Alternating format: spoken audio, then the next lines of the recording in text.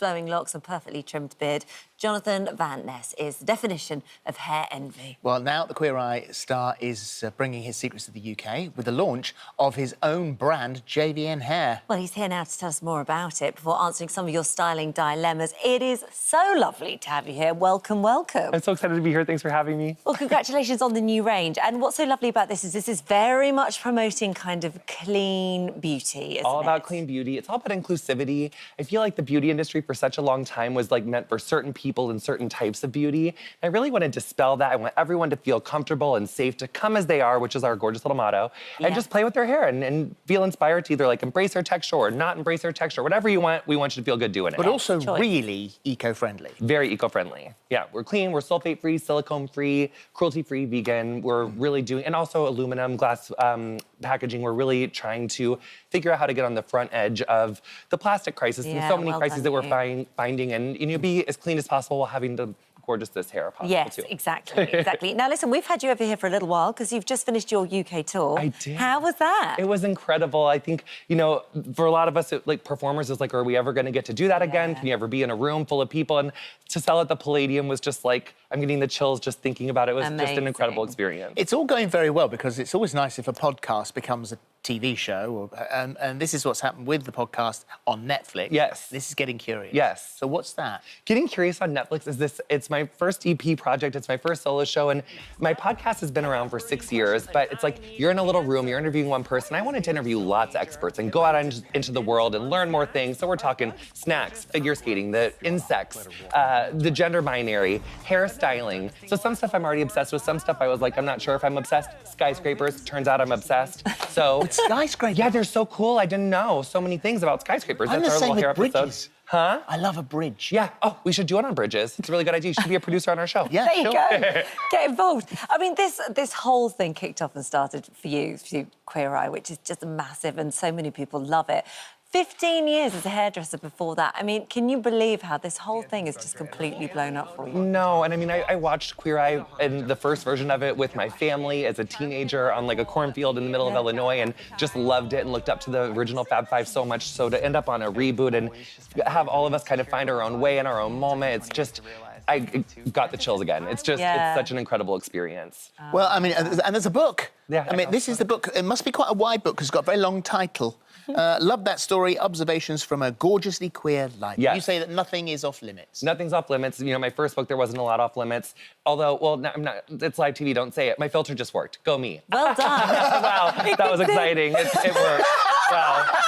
However, the book is very unfiltered. No, I got to keep it together sometimes. Well done. But it's a Very good book. impressed. It's coming out April 12th. We're excited about it. Well, we asked a whole load of people if you could help with their hair, and an amazing opportunity to have you here. So let's start with Jane. Jane says, does heat protector really work? Heat protectant really, really works. And actually, if I was just to like meander over here to both of these people, heat protection on both of these people works for all hair types. And it's really important because your hair is really similar to fabric. So if you can imagine like throwing one of your t-shirts or your gorgeous dress in the dryer every single day, not putting anything over it, it's gonna get tattered, the ends are gonna get shredded, it's not gonna hold its shape. So heat protectant just takes the brunt of that force while you still get the benefits of the style, but your hair doesn't have to take the brunt of any of the damage. That's very good. Yeah. So just use that. That's an easy step to put in to Easy protect. step, that's what we're doing right there, putting on heat protectant. And you put it in when it's damp, and then you just afterwards, then you use your heat. Out of the shower, you want to put in a nice. nice serum or heat protectant first off. If you're refreshing your hair from day 2, you can obviously put it on dry and then just like run a brush through your hair and rezhuzh. You've got a piece of toast behind you there. Oh, I do have a piece of toast. Are you hungry? But yeah, this is actually this is heat protectant on this part of the toast. And then you have butter, so you can see what happens. You have like coconut oil versus heat protectant. No so you way. Can, so you can really see that like it works. It's protecting your hair. I've never seen that. Isn't that fun? I like that very much. I hope much. I didn't make you hungry on TV. I know, I'll eat it with a picture on. Georgina says, how do I sleep with my curly hair without waking it up all messy? Yes, okay, so here we have gorgeous Simone. This is gorgeous curls. So whether you have curls like Simone's or like mine, you want to because my hair, believe it or not, is curly, you want to take it off the body. So your body's like a 98.6-degree flat iron. So you don't want to sleep with it on that for like 8 hours a night. Right. So you want to take the hair, loosely gather it on top of the head. You can do a little silk scrunchie, silk pillowcase, really, really good. If your hair is more like Simone's, like a 3 or a 4, which is like a texture scale that we use, you might want to get into a silk bonnet for your life, but definitely want to put it on top of your head, get it away from that body heat, but not tight. Very loose top knot, so there's no tension. Okay, very good. I love answering questions. I know, I love you answering the questions.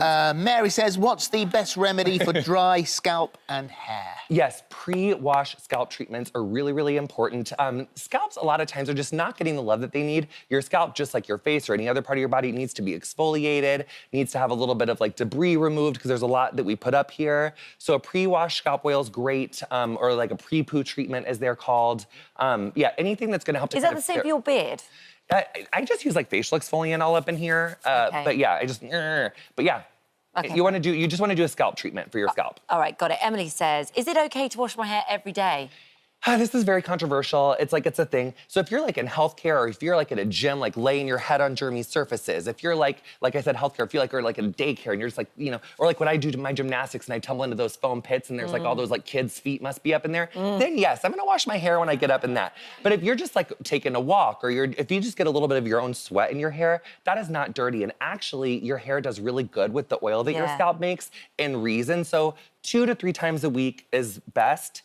You don't really want to overwash like daily or like underwash. Once you get like that once every 10 days. And the moment you wash it, then you got to style it again. Yes, yeah, so it's also lower maintenance on the hair if you can get into like a 2 or 3 times a week thing. Yeah. If you must wash daily, use something that's sulfate-free, silicone-free.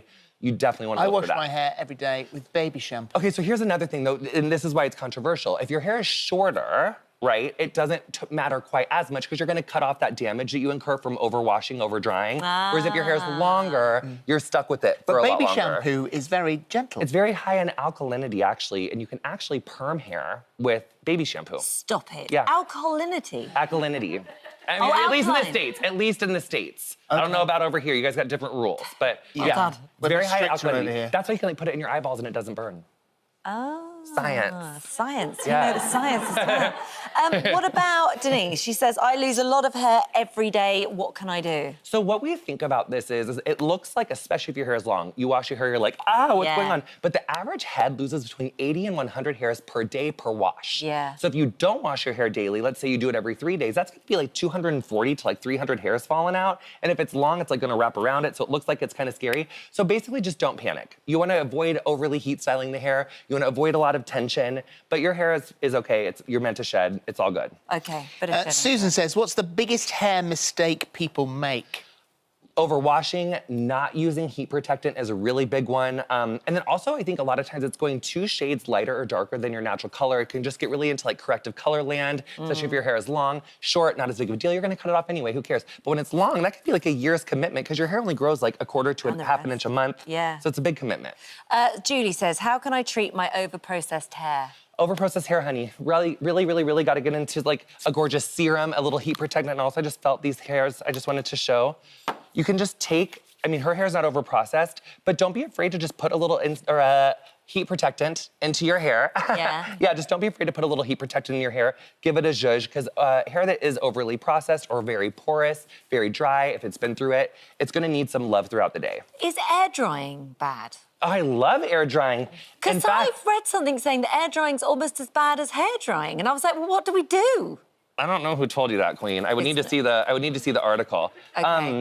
I'm going with you. But suffice us to say, no, air drying is fine. And when you're not exposing your hair to all that heat, it's even better anyway. Yeah. And you can even I'm putting a little bit more. We're wrapping up, but look at this hair. Can you stand it? Oh, so pretty. I know. Heat protectant. Gorgeous. Get out of my face. We love having you here. Look at this hair. Can we just come style hair together all the time? Yes. So much fun. Yeah, you are Anytime. welcome back whenever you want to come back. Thanks for having me. Thank you very much. Thank you. Right.